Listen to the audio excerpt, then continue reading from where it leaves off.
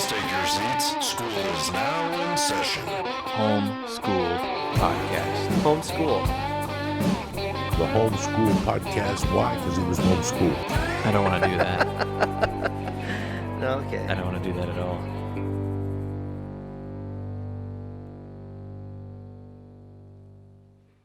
Welcome back to Homeschool Podcast. I'm Augustino Zoida, the host of the Homeschool Podcast, and my co-host Kevin Lyon's not here today. Again, I got a lot of projects that Kevin's helping me with. No need to waste his time to come out here and risk getting all kinds of viruses and what have you. And so he's not here, but we are continuing to have our guests call in because for the time being, it just seems to be the safest thing to do and not interfere with people's lives. Some people, they're scared. Some people aren't so scared. I'm not so scared, but there's some people that are, and I'm respecting that. That's what you got to do sometimes. All right, today I'm gonna have we're gonna give Dan Betts a call. Dan's a comic. I'm not really sure how long he's been doing it, but I know I kind of remember when he started out, and I feel like it's been like 3 or 4 years. We'll talk to him about it. And Dan Betts is a good guy. He's a family man. He's an up and coming comic, and he's out in Bakersfield, and I've had him on many of my LA shows, and he's had me on many of the Bakersfield shows, and he's one of the dudes that was running one of the best shows in Bakersfield, and I want to check in on him and see how things are going on that side of town, because that comedy scene was really coming back there for a while, and now of course it's probably hurting bad like everywhere else, and we'll find out more about that. And as always, here at Homeschooled Podcast, we are talking to artists, not just stand-up comics, but in general, this is about artists who are dealing with all kinds of stuff that we go through on our way up, documenting the journey. And we're gonna, Homeschooled Podcast is about like being self-motivated, self-taught, having to teach yourself how to do certain things so you can keep going. And we'll check in with Dan Betts in just a second. Before we get started, I want to introduce you guys to our brand new sponsor, which I'm excited about because I think it's going to be something fun for people to do who are stuck at home right now. I was specifically looking for somebody who for a product to help out with people who are stuck at home and just make the time go by quicker by having some fun. So this episode is brought to you by Dispatch. Okay, you guys? That's right, you heard me. Dispatch, and I'll tell you about Dispatch. Dispatch is a board game, but not really. It's a detective game that is delivered right to your door. And let me tell you about it. What is Dispatch? Dispatch is a mystery in a box adventure that tests your detective skills with a series of physical and virtual clues. How does Dispatch work? After purchasing the Dispatch box set, you will receive your story in the mail. These physical items draw you into the online and offline mystery. Okay, so you're going to get a box. There's a couple of different boxes because there's different mysteries to solve, and and it's a lot of fun. It's something really different, and it gets delivered right to your door, and you can play it with your family members in your house, since we're all practicing this safe at home for the time being. And they do offer a box for the kids, okay? Join the Secret Detective Club. This is for kids. If you got kids at home, this is fun for them. You can enroll them into the Secret Detective Club. Follow us for lighthearted detective adventure delivered to your home. After you order, you'll receive 3 special fun-filled packages, okay? So you're going to get a package for your kids. It comes with everything for them to become a detective at home, including the physical clues that they get sent, as well as the online ones and codes and stuff like that. It's a lot of fun, and it's called Dispatch, and the game is by Breakout Games. So it's dispatch.breakoutgames.com, or you can just click the link in the description, which I prefer, because that is how you support the Homeschool Podcast. Don't forget, the best way to support the Homeschool Podcast, of course, is by going to homeschooledpod.com, clicking on merch, and picking up a t-shirt or something. That is the best way to support the podcast. And while you're there, you can tab over on sponsors and see all the products and services, where you will see Dispatch, Masterclass, Embrace Pet Insurance, and all the products that support this podcast. Thank you guys so much for continuing to support us, and let's give Dan Betts a call. Augustino Zoida, what's up, my dude? Hey, what's going on, man? How are you, buddy? Man, I'm doing great. I'm great. Are you? I'm top of the world. Are you really? I mean, yeah. Why not, dude? Right? I mean, we're not dead. We're not dead for a couple more weeks. Thanks for making the time, dude. I know you're Dude, putting. thanks for having me, man. I love talking to you. Yeah, you're putting your daughter to sleep. Yes, sir. How old is she now? She turned 2 in November, so however many months it's been since November, December, January, February, March, April. It's just almost 2.5. Yeah, I know you got a stepson, but Yeah, and he's 7. he's He'll be doing 8. good. He's doing good, man. He's a little bit. He's athletic, but he's recently gotten into video games a fair bit. Right? He's not. I'm not going to be one of those guys. Right. But he's been enjoying just being off school and playing video games. But it's been raining here the last few days. Yeah, here too. And so he's gotten nothing but video games and being in the house. Like yesterday, he was acting like a maniac come bedtime. It was the end of the night when it's like, oh man, I haven't done anything today. And he had all this energy to explode with. Yeah, I was trying. Yeah, dude. Well, I mean, your daughter's like your first kid, man. So 2 years in. I mean, I gotta tell you, 2 years, dude. 5 months. You got what? Dan, I gotta tell you. If I think about being a father myself, nothing makes me more unhappy. Really? Yeah, I don't know, dude. So what's it like? You're 2 years in. I'll tell you what. She has figured out how to get out of her crib. Okay. And, some kids figure it out real early, some figure it out later. She figured it out over the holidays. She's got hardcore FOMO, hardcore fear of missing out. So when our house has people in it, she's like, yo, I'm not going to bed. I'm hanging out with everybody and I'm partying until the party is over. So for the first time ever, we went and put a crib into our room because we were giving her room to our guests that were at the house. So over the holidays, we had a bunch of my family come to town and stay. And we put her to bed. A couple minutes later, she just strolled out like, what's up, bitches? And we're like, hey, what are you doing out here? And that was the first time there was enough going on in the house that she was like, I'll be damned if I'm going to stay in here. And she popped out. But when everybody left, she was like, she had no reason anymore. She gets her milk. She goes to bed. No problem. But with the last few days, she started getting out. So we put her down, and I'm hoping she stays. But there's a good chance that she's going to pop out here and like, hi, Daddy. Yeah. In the middle of this conversation. Well, that's all right. But what I was it's good though, man. I was laughing because what I was saying is on an emotional level, being a father, you know what I mean? Like when I think about it, it scares me. It's not something that I want for myself. So I was thinking on an emotional level, how are you dealing with it? And then you came at me with this, she gets out of the crib story. And I'm like, bro, it's not what I meant. Any better but yeah, and you're also not making it any better. I thought you were gonna tell me it's magical and it's not that bad, and you love every minute of it. It changes everything. I mean, people talk about it all the time, and you can't relate until you go through it. But yeah, it changes everything. I was talking to a comic, kind of. When was this? It was right around the time. I don't remember. The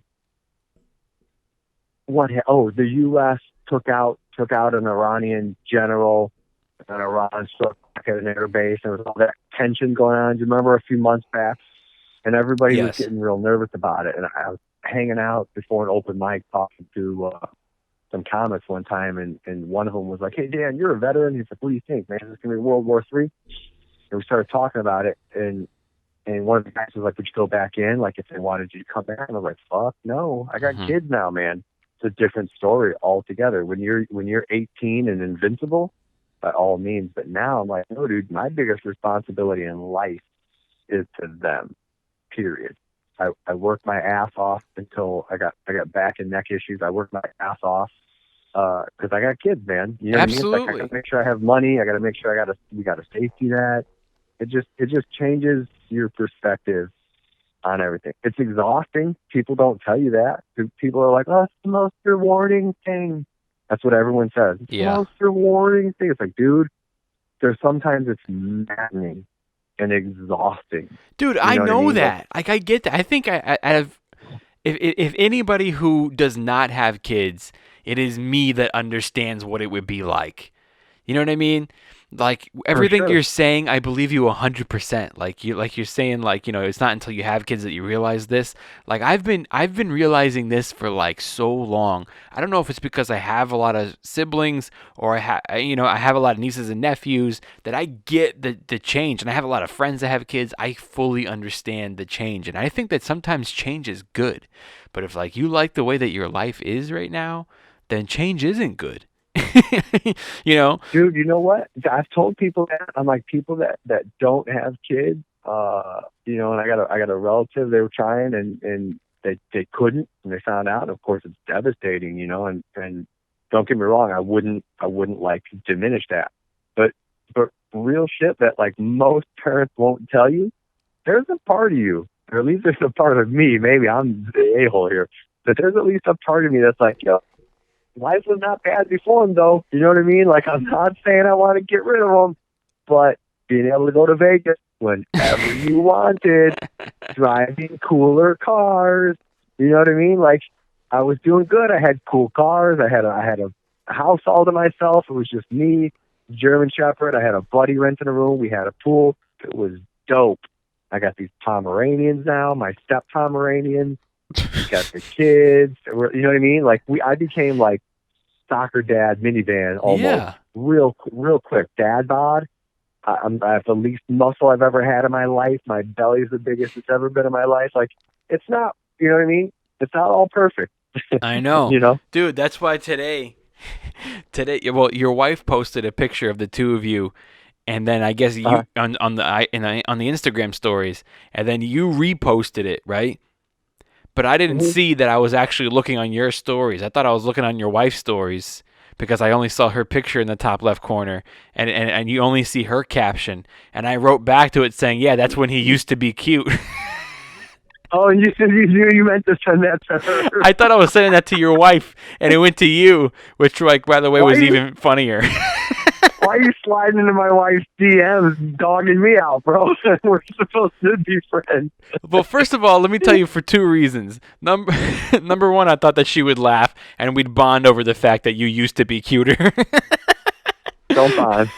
There will be no bonding. No, here's the other reason. I more often click on your wife's stories way more than yours. And I'm not going to lie about that. Because your wife's stories are always like, first of all, she does a lot of DIY projects, and I love that shit. Secondly, she's always posting pictures of the kids and like you guys actually having fun and shit like that. I go click on yours, and it's either comedy, which I see on everybody else's story, or it's like some shit about the news and war, and I'm like, bro, I'd rather listen to like DIY projects with the babies. You know what I mean? You're like, you know what? Let me go check on that fireplace makeover. You should just. Oh, that was a good one. Yeah. I did that work, though. I did that work. Yeah, I know you did. Yeah, you need to just start. Your story should just be like re-sharing all of hers. All of hers. Nothing. There should never be an open mic or show flyer ever again. No, I'm just busting your Think how balls. annoying that must be to non-comics. I mean, it's annoying to comics, but to non-comics, for everything to just be like, check out this mic I'm going to be at, hey, hosting this. Hey, check it out. You know what I mean? Like, you remember growing up with like the first friend of yours that had some shitty garage band? Yeah. And it was, it was all about their shows. But back then, you weren't inundated on social media with it. You know what I mean? Right. Yeah, dude. I mean, most people, I guess, like they don't follow only comics unless they're fans of comedy. So if they follow like one comic, it's probably because they know you. But even still, I remember in the beginning, because when I started stand-up, like Facebook was already a thing. Okay? Right. So when I started stand-up, I was like blasting out. I was making my own flyers for every stupid show I had, and I was posting it all the time. When you do a hot five to open up some show, and you make your own flyer. And back in the day, like you can still create an event on Facebook, but back in the day, it was like really cut and dry. Like, you just you create an event and then you just invite all your friends. You used to be able to do like click all to invite every friend that you have. Yeah. Dude, dude, I swear to you, this is probably the first year I was doing stand-up. One of my cousins hit me up and was like, "Can you stop sending me these?" And it was like, and he's like, I "Dude, live in Detroit, Augustine. I swear to God, he goes, I live in New York. Stop sending me these. I can't make it to any show." And I'm not making this up. I haven't talked to him since. Fuck that guy. Yeah. You know what, bro? Hey. So what? You're in New York. You can't just write in the comments and be like, "Hey, go get him. Break a leg." Yeah. Doing great, cuz. Love you. Mm-hmm. Hilarious. So, man, tell me about Bakersfield right now. Bakersfield, I just saw on the news today, received a failing grade for social distancing. Oh, like they're not listening to it? Yeah, like people are just carrying on like normal, dude. I wonder, how do you check what your city's grade is? I don't know. It's some news story, which means it's probably bullshit, right? It's like probably some teacher who's out of work right now was like, I ranked 3 cities, and Bakersfield was the worst. You know what I mean? I'm sure it's not like, super, technical or whatever, but I mean, like maybe it's your county, isn't it? What are you guys in Kern County?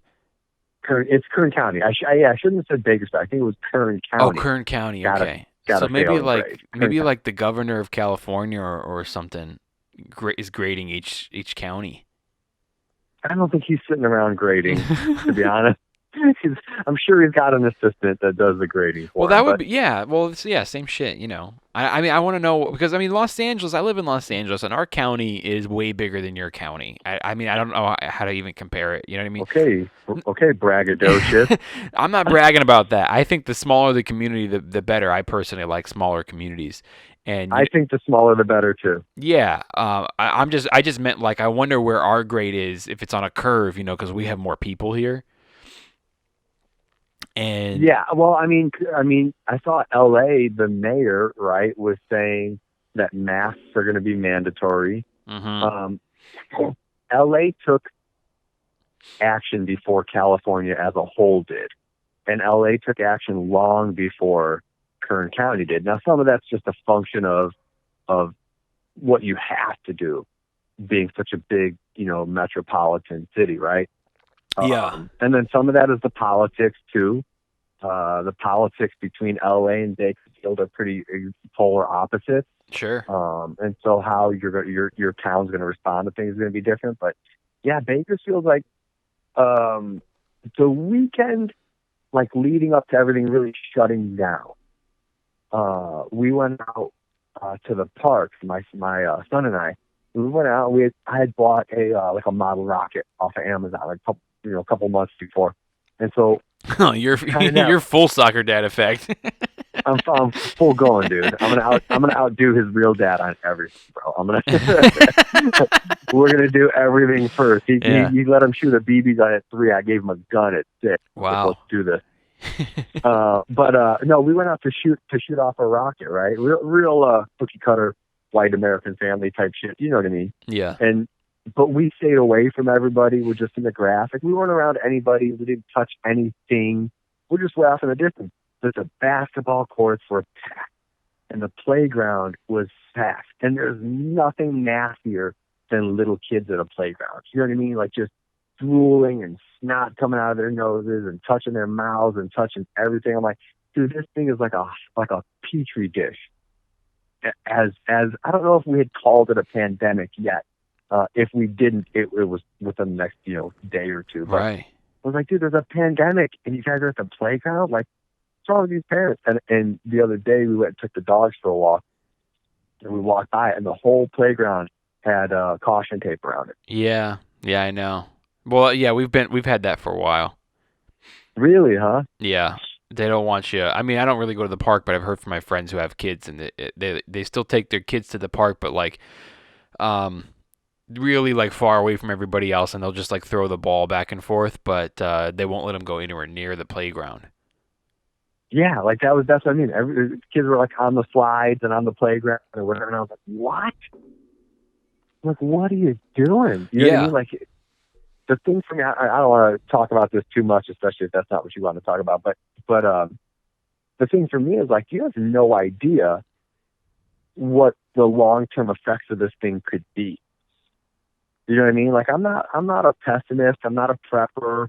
I'm not a conspiracy theory guy. I'm not, you know what I mean? I'm none of those things. I'm a pretty optimistic person, actually, right? But like, my big thing is like, hey, chicken pox is just a virus. And then later in life, you get shingles. And I know a lady, one of my mom's friends, got shingles and was in severe pain for 6 months.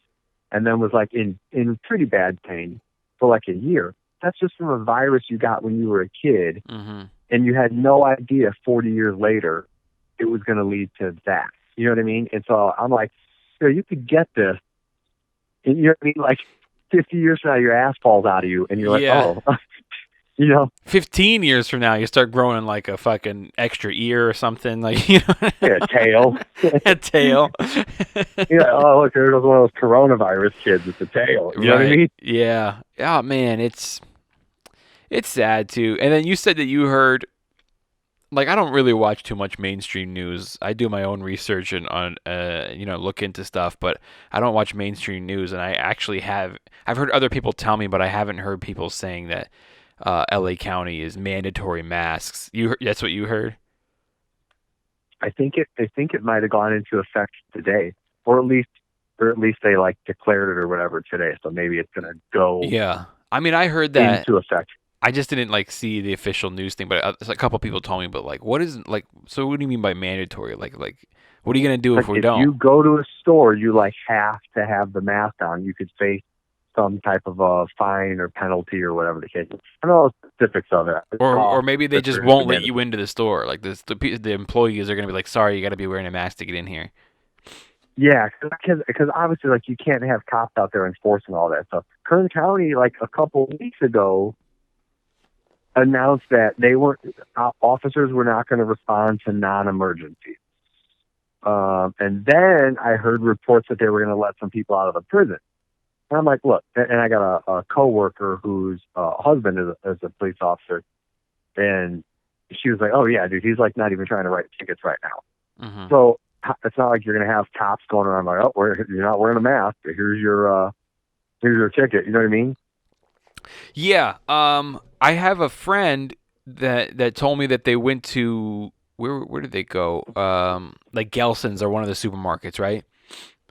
And they actually went into a friend of mine got In and Out. You know, they got In and Out for all the employees of the supermarket. They like went and bought In and Out burgers for all the employees of the supermarket, and then brought it to the supermarket, right? Wearing gloves, but she wasn't wearing a mask. And a cop was in there, and he stopped her and like gave her shit for not wearing a mask. And he didn't write her a ticket, and this was a couple of days ago.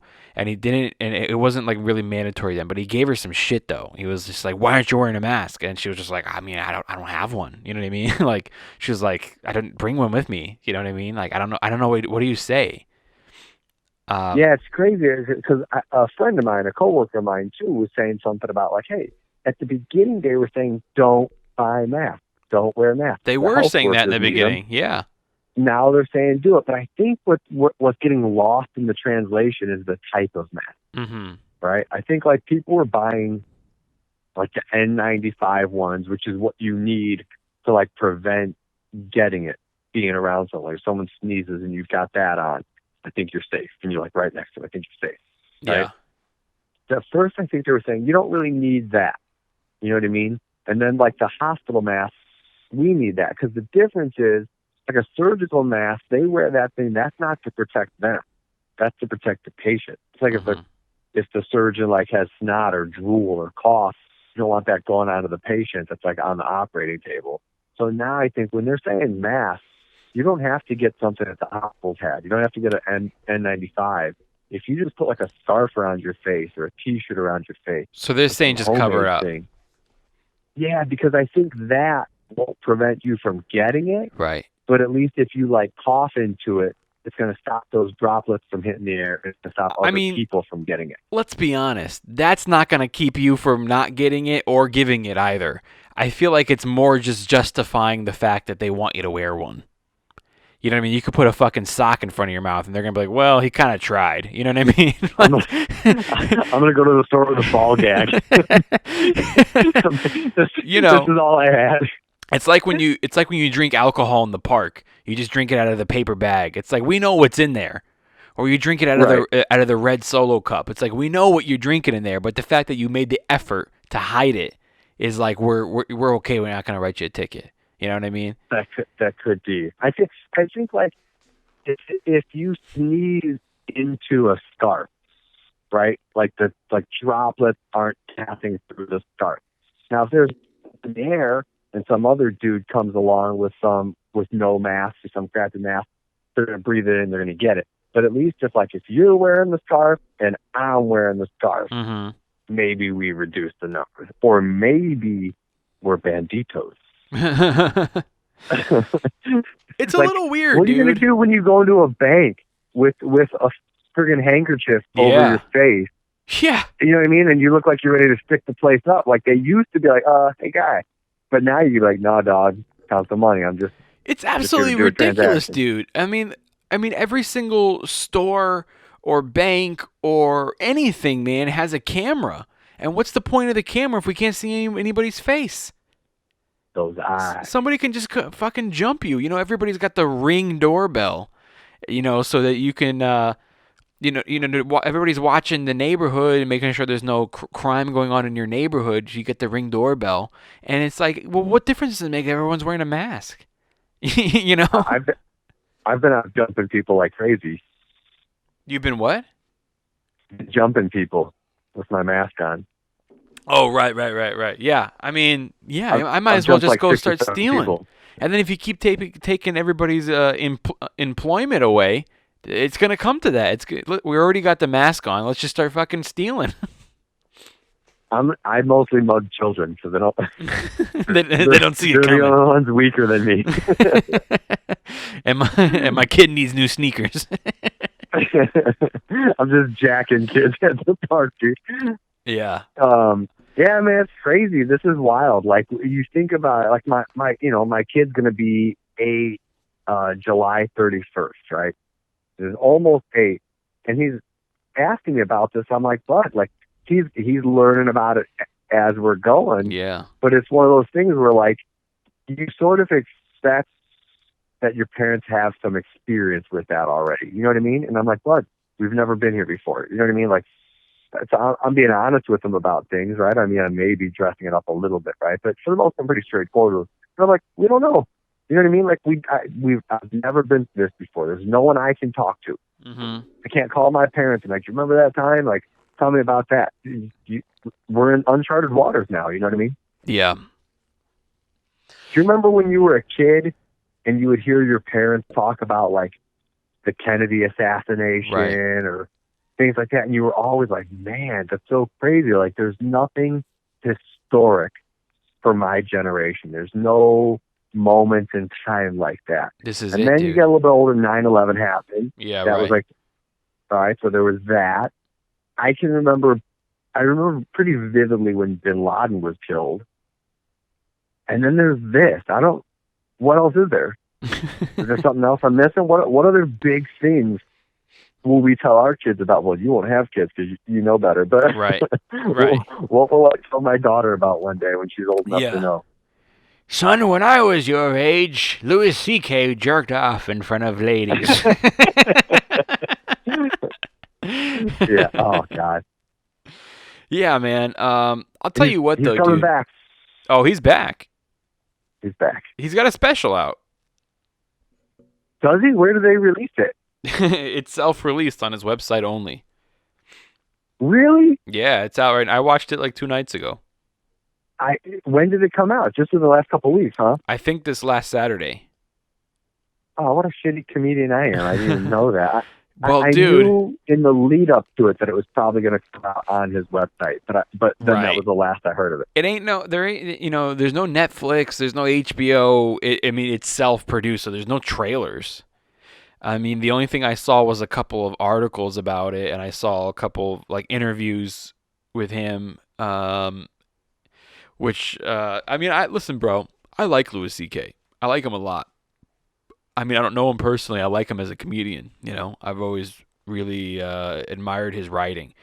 But I can shit on him too, and I've really rooted for his comeback like a lot. And well, first of all, one interview, he's like, I decided to release the special right now because because right now everybody really needs a laugh, and I was like, okay, well, you're not giving it away for free, so let's not bullshit everybody. Right. It's $7.99, which is not expensive, but it's not like you thought everyone needed a laugh and this is your way of helping out. It's like, dude, you had this recorded for a long time and you're releasing it now because everybody's home and you're gonna make. Dude, this is how he became like a millionaire. He did it with what's it called, Live at Beacon. Remember that album? It's old. Yeah. The Live at Beacon album, it was like the first ever album that he ever released on his own. He didn't sell it to anybody. He just put it on his own website for $5, and he that's how he became like a millionaire, like overnight. And that was exactly his game plan to right now. Do you think he had something to do with the pandemic? No. No, listen, hear me out, all right? He's got a cousin Yeah. in Wuhan.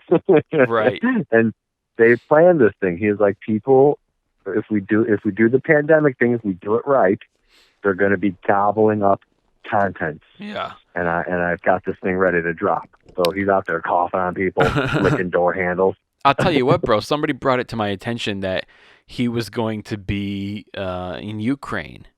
And I'm like, really? And then I went on his website, and he has all these dates, and a lot of them are not in this country.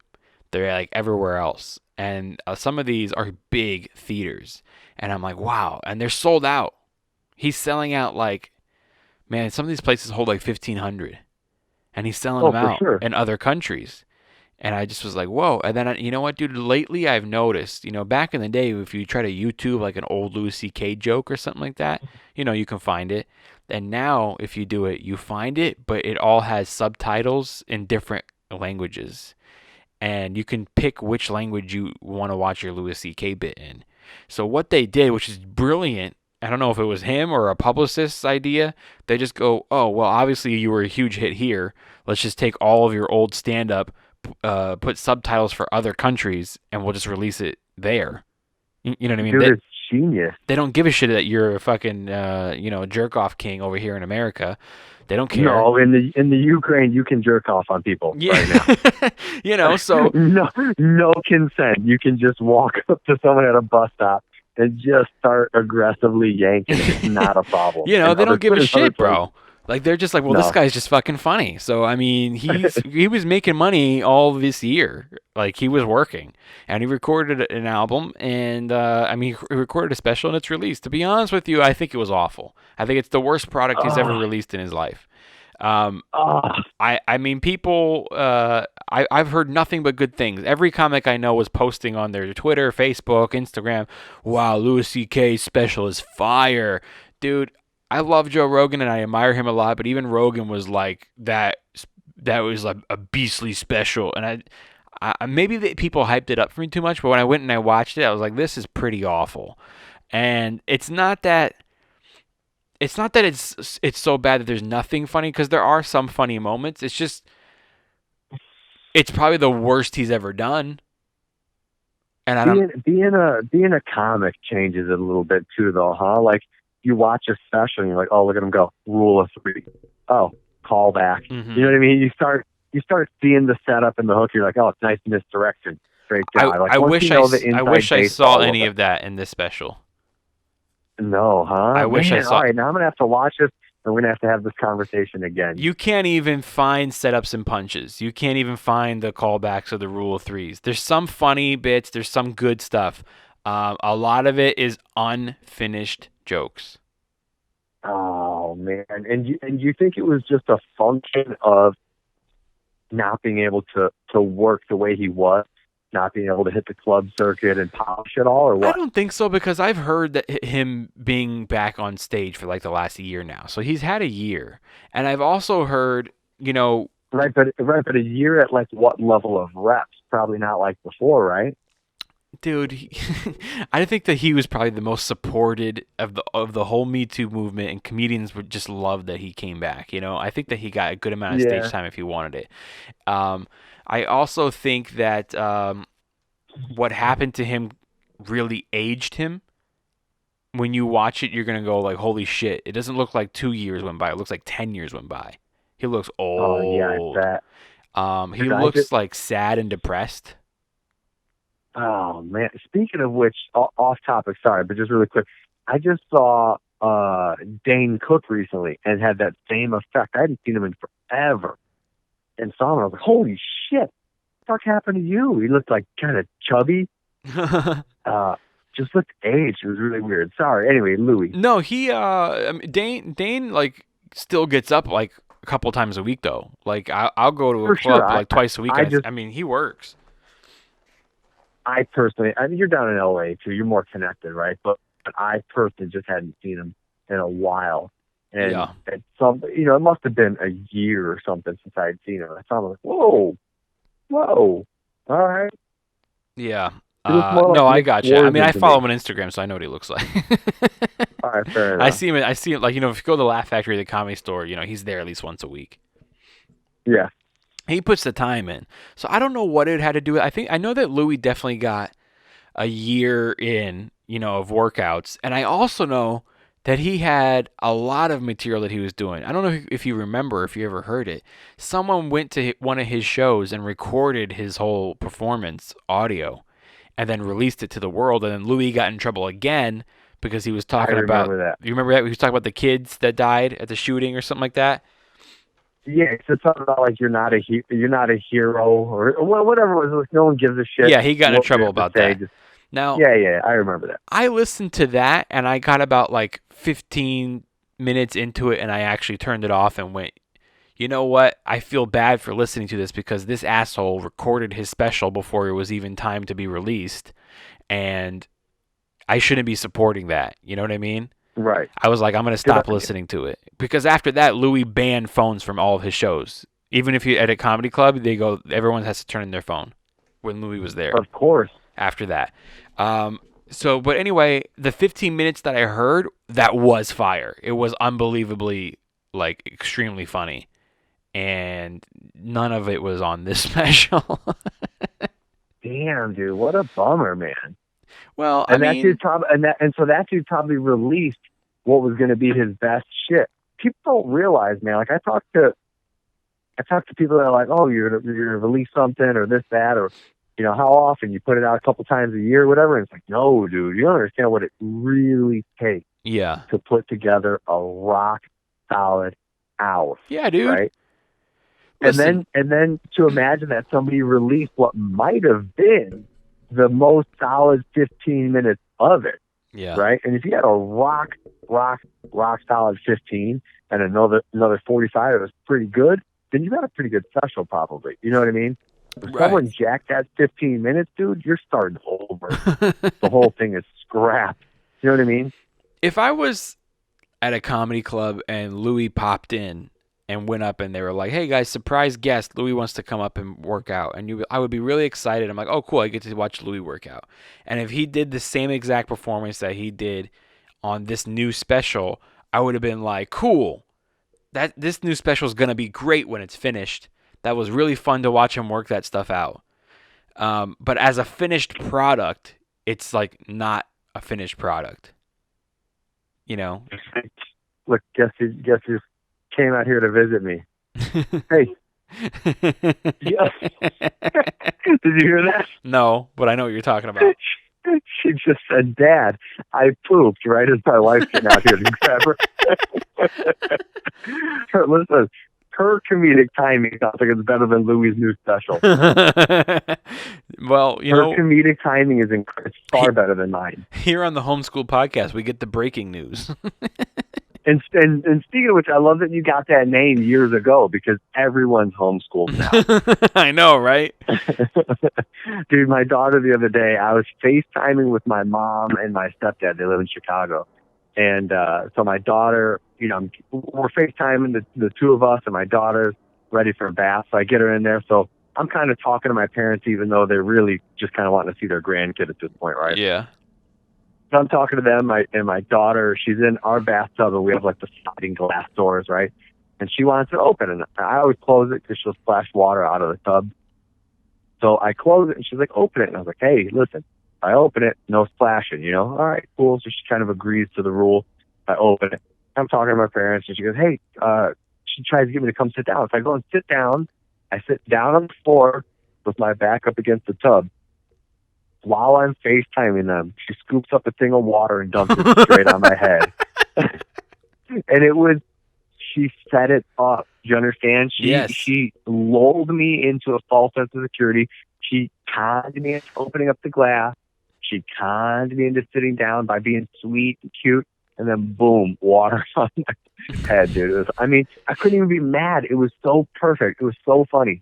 That's fine. Your parents got to see it. Oh, yeah. Dude, all of a sudden, my mouth just drops wide open. And I'm sitting there, and they're like, did she just? And I'm like, yeah. And it was just running down my back of my neck, you know. That's great. So you have a stepdad, too? I didn't know that. I do, yeah. My that's a boring story. But, yeah, I got a stepdad. Came around when I was relatively young. Where's your real dad? My mom and dad were living in Albuquerque, New Mexico. She left him while pregnant with me. So my brother was 4. She was pregnant with me. I think they got back together for a little bit when I was pretty young, but I don't really remember being around much. But I would we went to Chicago. She went to Chicago and had me. And then I would spend summers every now and again in Albuquerque. Do you still talk visiting to him? No, he passed away in 06. Oh, okay. And like, so your stepdad, like your mom's husband, is that like the dude you feel like is the closest thing you had to a dad? Yeah, I knew my dad. I knew my dad. I saw him. Hang on 6 months. This is my daughter. I call her Munch. Yeah, I think I'm been about 10 when my stepdad came around. So still pretty young age. But I was in my stepson's life when he was 2.5. Is when I first started coming around. So, and at the time, his dad wasn't around a ton. Now it's like 50-50 custody. But at the time, we started to hit it off pretty quick.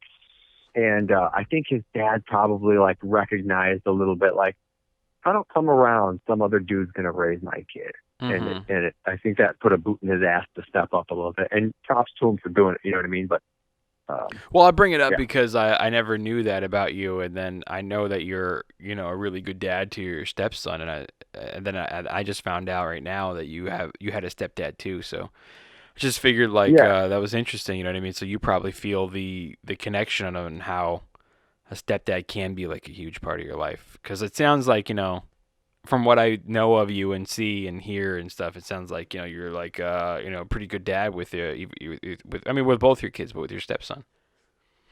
I try to be, man. But I dude, I screw up so much, man. You're buying rockets in the park. Yeah, we're firing rockets in the park. But yesterday I got in his face like I was gonna murder him just because he was acting so insane because he was cooped up all day and just wasn't listening. And I just kind of gave him this face like, look, dude, look, bro, we're about to have a come to Jesus. You know what I mean? I felt bad. It wasn't overtly mean, but I just felt bad. It's just not how I wanted to approach it. But like, that's the thing too about like social media. I look like the world's greatest dad and husband ever on Facebook. You know what I mean? But no one posts a picture of their wife when their mascara is running down their face because you just said something like it's complete dick. Yeah. You know what I mean? No one posts the pictures or their videos or the statuses of like the worst moments. Everyone always posts when they're on vacation drinking Mai Tais, I know, dude. I screw up. I've made that point a couple times before. You never see the wife posting on Instagram stories like a picture of their or a video of their husband, yelling at them about something. You never post the bad stuff in your life. You only post the good stuff in your life. I think I had a whole episode on this. Like, you only post the good stuff in your life to show everybody how good your life is, and then everybody else who has a normal, regular life sees yours and thinks that your life is so great, and then they feel like, well, I don't have a life as good as that one. You know what I mean? So everybody's just posting like all their like best stuff. my wife posted on her Instagram a video of me with Amelia singing the Frozen soundtrack today, right? She's never going to post a video where I'm yelling because she left the damn sync thing down again. Yeah. You know, a little sprayer that dangles that I can't stand when she leaves it down. Well, listen, bro. You know what, Dan? What's up, buddy? You got to let it go. Let it go. Well played, sir. I haven't been on stage in a long time, but I'll still get one hacky one in. the good little misdirect there. What are you guys? Are you guys keeping busy in the house? You playing games with the kids and stuff at least to try to? I mean, you can't really do much, but just stay inside. No, we're doing our best, man. I mean, you have a yard though. I don't think you've ever been to my house before, have you? In spite of my. I haven't. You hear this? Hear this, Lloyda.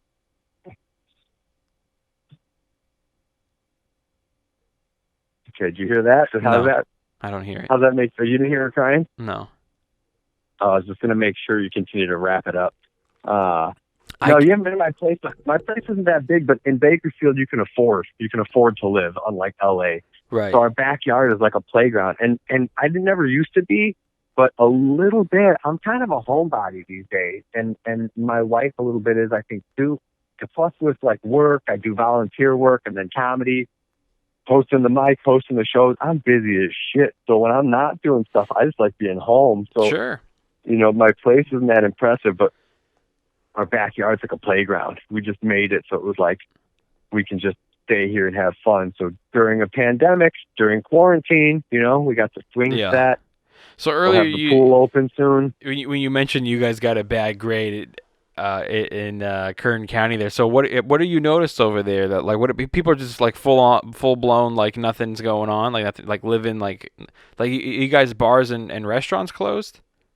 No, I think bars and restaurants are closed. I mean, except for I guess you can do like takeout stuff. So I think a lot of places that work in restaurants are not doing the takeout, right? But yeah, bars and stuff like that are closed, but people are still just, I guess, kind of going shopping like nothing. Like, I guess, like you'd see them buying stuff that you're like, hey, this isn't essential. What are you doing? I mean, that's going on everywhere. For sure. And also, I think even if you just, I don't know what they graded this on, but if you look at like social media around here, and I think that's one thing, like you and I have talked about my social media and shit before, stuff that I'll post or kind of angry rants or politics or whatever. But I think too, like it's a function of where I'm at a little bit, right? Like, we pretty early on, you know, I'm not gonna hurt myself patting myself on the back here, but pretty early on we're like, oh shit, this is kind of serious. Okay. So we started kind of acting accordingly, but a lot of people in this county weren't. So I'll see posts on Facebook where people are, oh, it's all bullshit. It's just a flu and this, that, the other thing, or talking about 5G or all this nonsense. So the people that I'm surrounded with, the people that are, you know, in my social media circle, see this shit, which drives me nuts. And then I go on some damn rant on Facebook or whatever, right? But like, you know, living other places, I didn't necessarily feel that same way, but you weren't inundated with the same. Got a friend that was like I shouldn't say a friend, but a guy I know said something about, well, what if we all just wear gloves? And I was like, what are you, an idiot? That's no different than we all just have hands.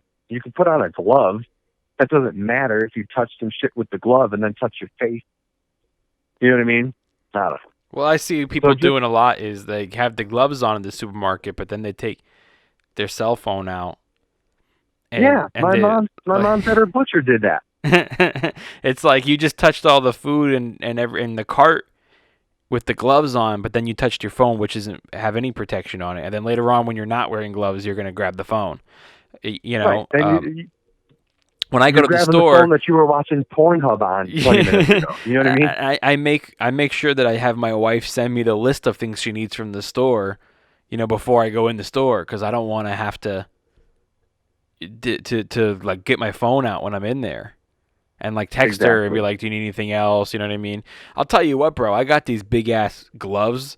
They're like for like biking, not motorcycling, but like biking. You know what I mean? They're like partly leather and mesh, and I wear those when I go into the supermarket, and then afterwards I put like sanitizer on the gloves. Not even on my hands. I put them on the gloves so I can like reuse the gloves. And then I can't even text with those gloves on. So there's no point. There's no game point. over. I walk in the store, I put those you things and on. You don't know what it is, forget it. Yeah, it's that's it. Man, like I'm like 50-50, and I don't want to get into this whole thing right now because I'll start going off on rants too. I'm like 50-50 on where I think, I've heard the 5G theory too. And listen, dude, I'm a conspiracy theory guy. I'm not really, but I guess some people might consider me that. I've heard the 5G theory. I don't particularly think that that's what it is at all. But I do kind of laugh at how they released something and was like, guys, everybody keeps saying it's 5G. Just so you know, scientists debunked it. And it's like, yeah, but the whole theory of a conspiracy theory is that we don't believe what you tell us. You know what I mean? You know what I mean? I'm not saying I believe it's 5G. I think it's other things. I just am saying, like, I'm certainly not going to believe anything you tell me or that you tell me scientists told me. That is hands down the best explanation I've ever seen for conspiracy theory, because truthfully, most conspiracy theorists, they'll try to argue it with you, right? They're like, okay, dude, but check it out, right? If you see this pillar on Tower 7, that looks like a controlled demolition, doesn't it? Yeah. Right? They'll argue that with you, right? Where you just were like, you just went nuclear. You're like, guess what? I'm not going to believe anything you tell me. That's my whole shit. And by the way, I don't know if you know this, I have a science degree, right? I'm a scientist. So I'll argue with people, right? But like the whole 5G thing is like, dude, there's 5G in like 5 countries right now. The virus is at 182. What are we talking about? Yeah. You know what I mean? That one's an easy one. Yeah. It's just... Although right now, I know you're painting me, you're like, yeah, this fucking guy's been on it, and he's telling me some well, shit. I'm just not going to get all into it. But what I'm saying I'm 50-50 on is, like, I agree with you on a lot of things, but my heart is torn. Like, I agree with you on, yes, wear the gloves. Yes, wear the mask. Like, yes, the virus is real. Keep each other safe. Keep yourself safe. You got to take care of your family. You know what I mean? When I go to the supermarkets, you got to wear the mask. You got to wear the gloves. And, when I go over to my parents' house, I help them with something. If I go over to somebody else's house, the other day I went over and I dropped off some stuff for Jimmy Schubert, and I wore the gloves and the mask. I'm respecting his wishes too. You know what I mean? Like, I'm like 100% in protecting and saving lives, except for the other 50%. That math makes no sense. I'm like 100% in both things. Okay, so my other thing is, I'm all for saving lives, but what type of life are we saving at this point? You know what I mean? We're talking about saving the Jews? No. Are we serious? I'm saying, like, the quality of life. No, I got you, dude. If this is a short-term thing, I'll wear the fucking gloves, and I'll do what it takes to save lives and help out and not spread.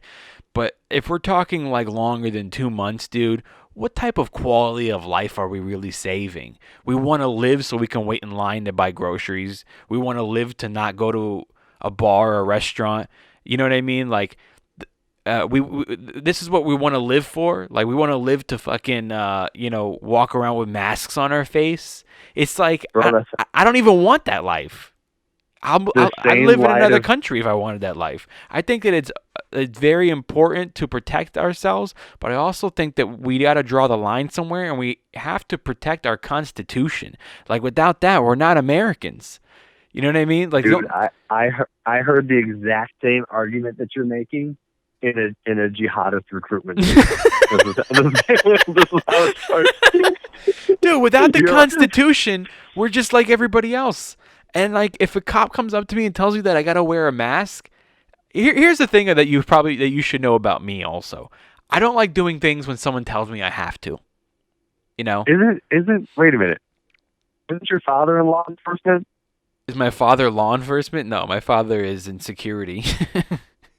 Oh, all right. Just downgraded this shit out. Yeah. Like, Law enforcement, no. Mall cops, a little bit. Yeah. No. And also, weren't you homeschooled? Yes. This is why you don't like being told what to do. You had a Weird. strict dad, and you were homeschooled. You're like, fuck all of it. Yeah. Like when I get close with people, I want to wear in grocery stores, or if I'm gonna go help someone out with something, I'm gonna wear the gloves, I'm gonna wear the mask, and I'm gonna protect myself, and I'm gonna do my best to protect them. But if I'm outside and there's no one near me, and a cop comes up to me and says I have to be wearing a mask, I kind of feel like he might as well arrest me because I'm going to tell him to shove up his ass. Like, whoa, we're talking, dude. This is how close you are. Cops can be like, put the mask on, and you're off to the virgins. Boom, you're detonating right there. Well, I mean, not even like put the mask on. I mean, he's not going to have one to give me. You know, and if I'm walking around outside and no one's near me, I'm like way more than 6 feet away from anybody outdoors. And someone tells me you have to wear, because I saw a guy yelling at a lady the other day, you got to wear a mask. And it's like, dude, mind your business. Like, she should wear a mask, but I don't like when people like mind other people's business to tell them what to do. You know what I mean? It just makes me go off. And if a cop tells me I got to wear a mask, it's going to bother me a little bit. I don't know. I haven't been put in the position yet. Who knows? Maybe I'll go like, okay, officer, I'll make sure to do it next time. Who knows? I might end up doing that. But like totally puss out. Yeah, totally. But in my imagination, I just want to be like, bro, fuck you. This is America, bitch. If I want to not wear a mask, I won't wear it. I'm not. This isn't Islam. We're not Muslim. I don't need to cover my face.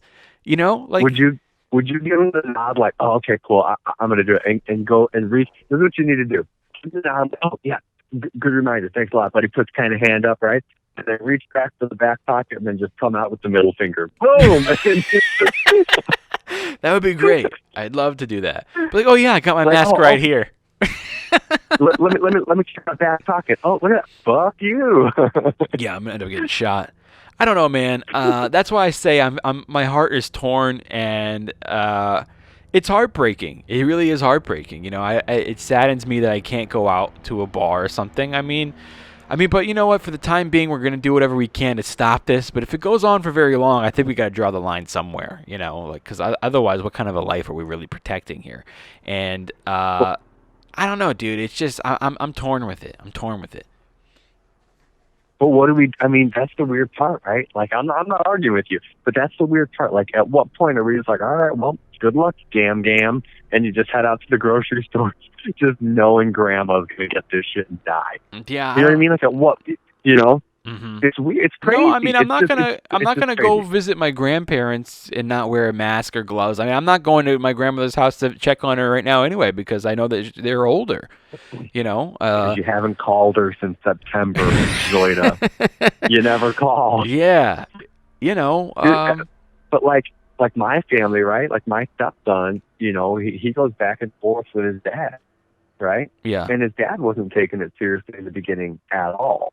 Right? As far as I know, I mean, maybe he was, and he was just a little bit like you and the cop, a little bit like, fuck you guys for telling me, you know, to take it seriously. So maybe he was a little bit, but the impression we got is he just wasn't taking it seriously, right? So you're supposed to be isolated for 2 weeks. Well, we have custody with him every Wednesday and Thursdays with him, and every other weekend he's with them. So there's no way for my household to isolate for 2 weeks.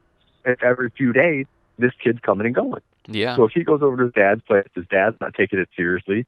Dad gets it at work, gives it to him. He comes over and gets us sick, right? Like I just found something about Kern County. We've got the worst air quality in the country, and they were saying that could be a factor in a higher death rate here, right? I'm like, oh, okay, cool. So we're already potentially at a higher risk because the air quality is so bad here, right? My daughter had allergies, and it's given her 2 bouts of RAD, which is a reactive airway disease. It's like making it hard for her to breathe, right? She's already had that twice. My mother-in-law is 69 with a heart issue, and my father-in-law is 79 on dialysis with high blood pressure. So for us, if my son goes over to his dad's place, dad doesn't take it seriously, he gets it, he brings it to us. So you can literally, I can lose my daughter, my mother-in-law, and my father-in-law. Yeah, absolutely, dude. I mean, in a 1 month period. And I'm not saying that it's like you need to wear your mask. I'm just reflecting on it's crazy. We've never been here before. You know what I mean? Yeah. It's just strange time. Right now, I'm playing the cards out. I'm playing the hand out, and we'll see. It's just sad, dude. I mean, I was thinking about going and taking my kayak out. And I was like, you know what? At least I can do that. I'll go take my kayak out. I know a place where you can do private docking. I'm like, it's probably going to be empty. I can just drop my fucking kayak in the water and I'll paddle off. And it's actually, it has an open outlet. So you can actually go to open water with it. So and then I saw the other day in Malibu, they arrested some guy for paddle boarding. Oh yeah, I saw that. Right? Fuck me. It's so crazy. It's so crazy, dude. Guys out in the ocean. But like, out in the ocean, dude, how is, like, if I'm by myself in a kayak alone in the middle of the ocean, what's open water? What's more social distancing than that? Right. Well, in fairness, let's not say in the middle of the ocean. You're 50 feet away. Yeah. Yeah, Tom Hanks 50 in feet. Castaway. Yeah, 50 feet in salt water. I mean, who am I hurting? Just don't come near me or my kayak. And then they handcuffed the kid, right? They arrested him. So then, now I went from being alone to you two fucks are handling me now. Yeah, it's crazy. It's just crazy, man. To be fair, I think that the guy, like, they warned him first. I think the lifeguard said, hey, you can't be out here, you got to go. And he just ignored him, and they told him again. And then they called the cops, and the cops came out and arrested him. I heard that they told him to put his mask on, and he gave him the bird. That's what happened. Oh, really? Yeah, that's what happened. That went down. But see, man, hey, let me ask you. Yeah. Let me ask you a question. Have you done any of these streaming comedy shows since this all happened, or no? I have not. It's so weird. So someone invited me to do one, and I went. First of all, I popped in to check one out that he was doing. He had Jamie Kennedy on, right? And I popped in, and I was like, let me just check this out. There was no comedy. It was fun as shit, but there's no stand up, right? Somebody wasn't doing a set. So what is it? It's just they're talking into a camera?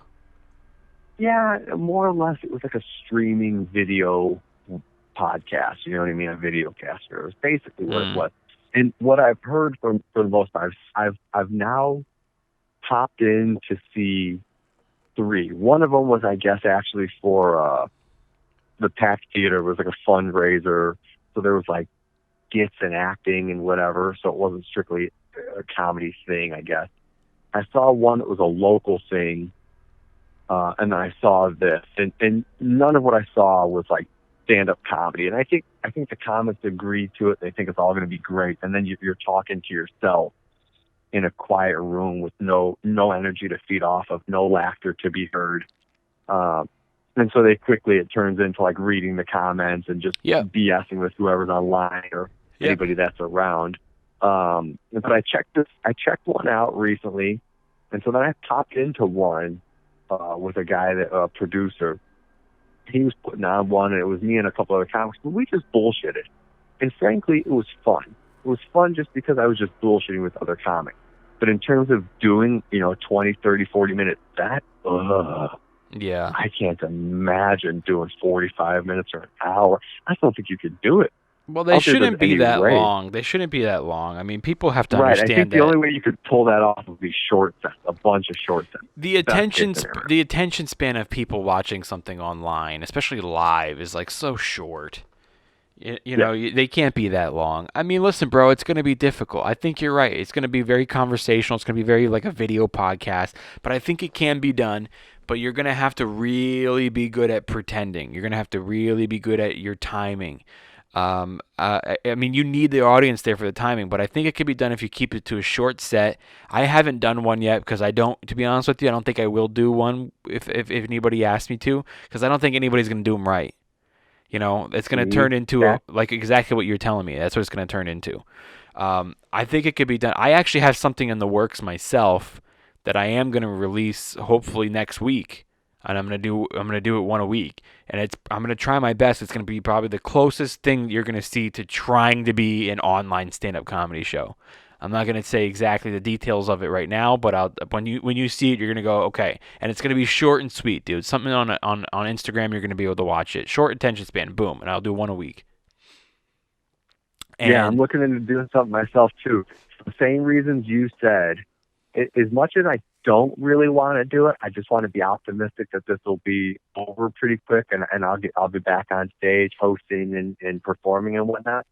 The reality is, I think it could potentially be a pretty darn long time. So part of me says, well, if it's going to potentially be a long time, then let's embrace it. Let's keep the muscles pumped. You know what I mean? Yeah. Let's keep flexing. You know what I mean? Keep doing the thing. So, do I really want to put together an online show? No, but I also know a lot of times it feels like if I don't, other people will do it, but it's just going to suck. yeah. And I've been kicking around. I'll talk to you outside of the podcast at some point too about some of the ideas I had, but ways to allow you to engage with an online audience a little bit, for them to engage with you a little bit, for you to get a little bit of instant feedback that you could get, like applause or laughter. I personally think the key to it, I mean, not that I am a professional on it at all, because I've never had to do this before, but Right. I think the key to it, if you're going to do online live streaming, I think it's very important to pretend that there's no one really there watching it live.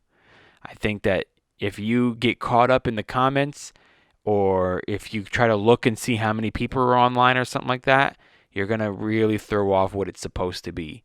You should just you're just talking to them. Pick a dot on the wall or pick a spot on the camera and just look at it and pretend it's a person and do your best to perform as if you're on a real stage, and don't let anything distract you. Just like you got a heckler and you don't really want to even talk to them, just you know what I mean? You know how you just pretend you didn't hear them? You just keep doing the fucking set, because the people at home, they don't know who's online, and they don't necessarily want to hear about the comments. They just want to see the stand-up performance. And I think that's the key. It's interesting, because I don't think everybody can do that either. Oh, it's people's style. They can't do it. It's hard, or they hard. won't do it. It's hard. Some people, like I remember when I first got into comedy, to some extent, I didn't understand the performance side of it. You know what I mean? I went up there and I said funny things. I was kind of like, all right, cool. Well, there you go. And I didn't realize too about selling it. You know what I mean? Like, you remember that point where you hit with a bit where you told it enough times now, you kind of worked out the kinks of it, you kind of got it polished, it's going to flow pretty good, and that's a good bit that you're going to do in your set from now on. Yeah. Then you get to the point where you're just tired of hearing it. You're sick and tired of saying it. You know what I mean? And you got to remember for a minute, like, yeah, but this audience is hearing this for the first time. I can't just go out there and tell it to them. I got to act it out. I got to perform this. I got to do it like I'm excited, like I'm scared, like I'm whatever, like I'm in that moment. And you have to do that. And not everybody does that really well. That's a different side of things a little bit. And it's really hard to recreate every time the performance level that you need without an audience. The audience, if it's your 100th time telling that joke, the audience allows you to recreate the performance and your energy so that it's like the first time you're ever telling it. So if there's no audience, it's really hard to recreate that energy and performance. Exactly. That's the part that I think is the weirdest part. I'll tell you what, though, dude. There's been times that I've performed in rooms that I absolutely hated performing in the rooms because you couldn't see the audience. Some comics, they like to not see the audience. Some comics, they need to see the audience. You ever do a dark room where the spotlight's in your eyes and it's blinding and you can't see a single person, and you just listen for the laugh so you know when to go? I don't like doing rooms like that. And I'll tell you what else I've done. I've done auditions for stand-up comedy where they wanted you to send in the tape of your stand-up. Do you understand what I just said to you? Like, just perform it in front of a camera? Yes, in your living room, and send it to them. And I hated doing that. But you know what, bro? I did them. And you know what? Thank God I did them, because now, in this, who knew we would ever be in this situation, I actually have experience. Yeah, but that's like the acting side of it, right? That's the performance Yep. side of it. There's a real big difference in comedy in terms of performance comedy, one-liner, storytelling, writing, right? Like there's people that are fantastic comedy writers. They don't perform as well, right? Yeah. And Yeah. they don't have that And same vice versa. timing. So they can write the funny things, but someone else has to perform it. Yeah, and exactly, vice versa. I don't think I'd be a particularly great writer in that regard. And so that performance side of it, right? To go out there and sell it, you know what I mean? It's like, Well, yeah, it's just that's the hard part for me. having the It's not ability just to sell it it's also is just not in, it's going to sorry, come go in ahead. handy. I was going to say having the ability to sell it is going to be if that's going to work. Doing any online type of performance, having the ability to sell it, having the ability to sell that it's like pretend live comedy.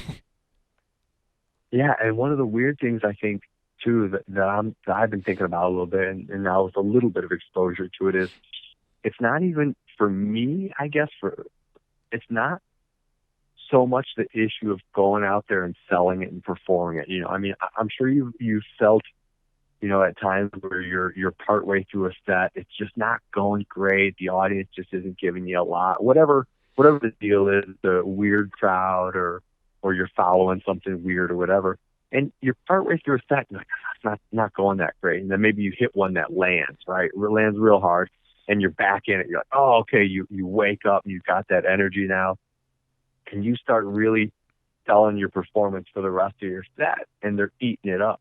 But Yeah. you needed that moment, right? Like, and I've had those moments too. Where I've also kind of realized, if you've ever had that, where partway through a set, you realize, like, I'm kind of phoning this in a little bit, aren't I? Not that I would ever set out to do that, but you realize, like, I'm going through the motions a little bit on this one. Yeah, it's you know, happened to maybe me. you're tired, and then you start going, all right, man, sell it. And you can start selling it, and you can get the laughs, you can get them back, right?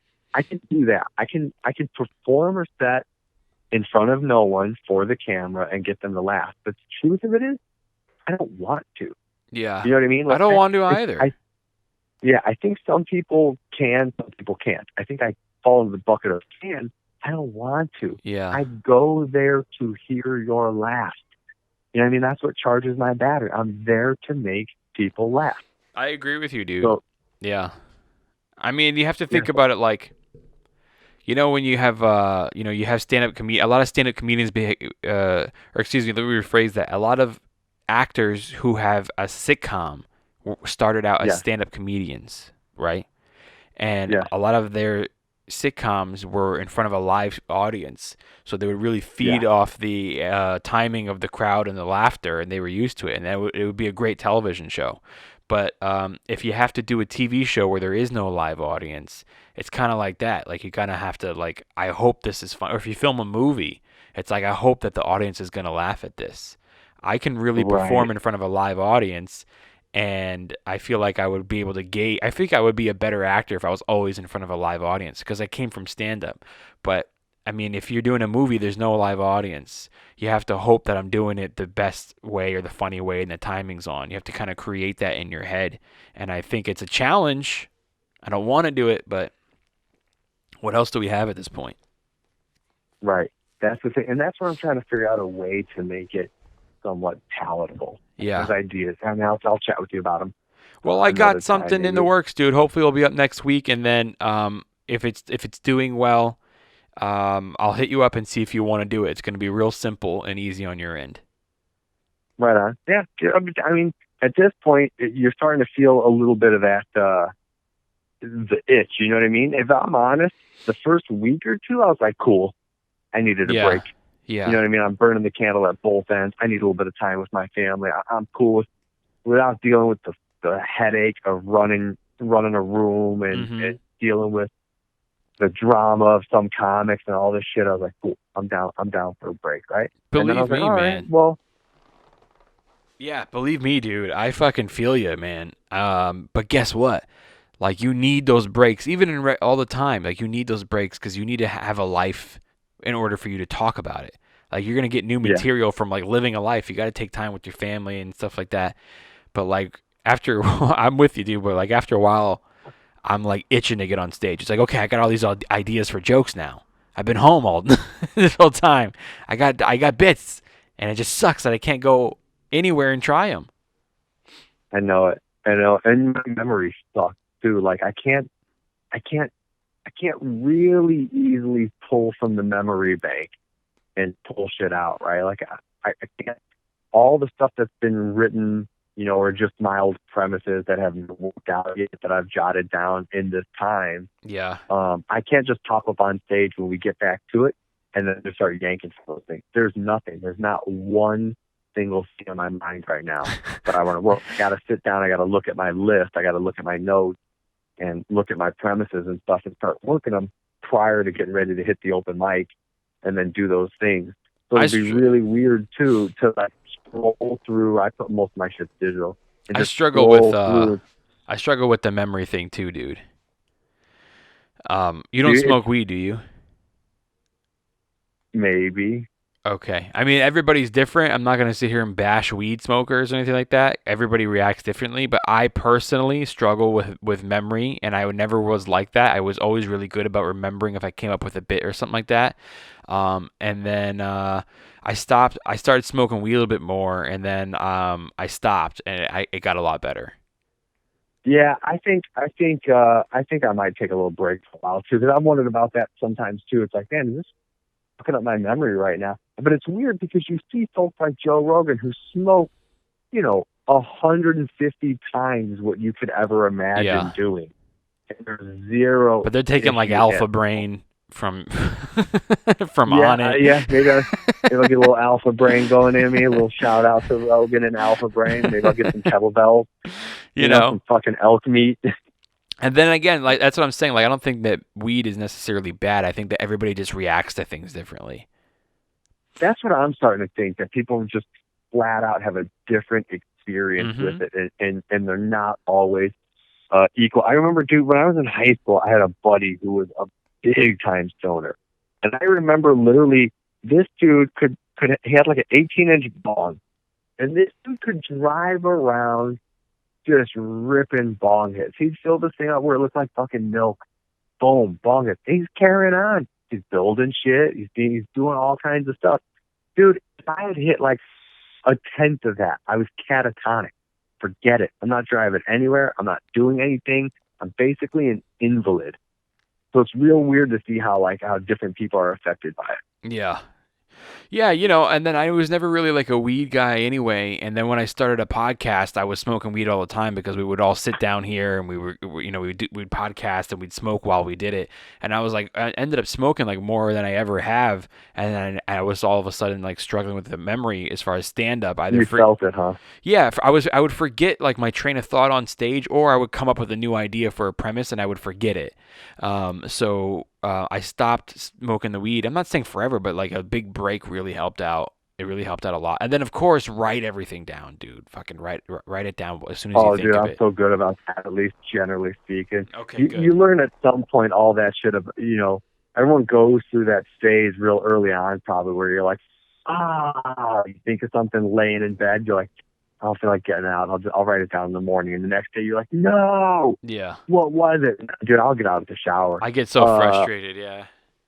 Yeah, now, dude, I'll get out of the shower. I'll tell them, it's the only thing, pretty much. It's probably the only thing in my life where my wife will listen to me. If I go, like, comedy, if I'm in my phone, I'm starting to do something, and I'm Facebooking, and she's waiting to start Ozark, and she's waiting on me, she's not waiting. She'll be so irritated if I'm on Facebook and I'm fucking around on my phone. But if I go comedy, she'll just leave me alone, because I don't even like have my train of thought interrupted. You ever feel that, where you're banging out the premise to something you just came up with, like furiously fast, because you're afraid that you got to get every word? You ever feel that way? Like, I got to get all this in here real quick. No. You fucker. You've never thought of a bit and you're trying to write it down real quick because you're just afraid something's going to distract you and you're going to forget it? No. Maybe that's my ADHD. Just take your time. Fucking think it out. That might be my ADHD. What do you got? I mean, maybe if you have one piece of paper left, like you can just write down really quick the idea before you forget it, and then on the next page, take your time and think it through and write it out more thoroughly. I mean, that's what, like, but, like, sometimes the premise has a fair bit to it. The first thought, sometimes there's a paragraph to just the first thought of it.